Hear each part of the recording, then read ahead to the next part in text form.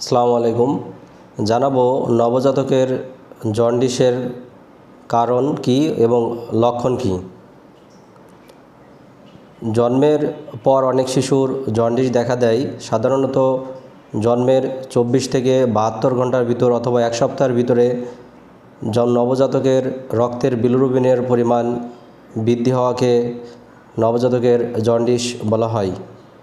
নবজাতকের জন্ডিসের লক্ষণগুলো হলো নবজাতকের মুখ, নাক, কানের লতি, পেটের ত্বক হলুদ বর্ণ ধারণ করা, নবজাতকের প্রস্রাবের রং হলুদ হয়ে যাওয়া, নবজাতকের জ্বর, ক্লান্তিবোধ ইত্যাদি আসা, নবজাতকের রক্তক্ষরণের ঝুঁকি বেড়ে যাওয়া।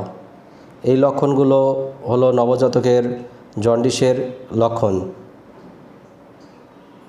ধন্যবাদ।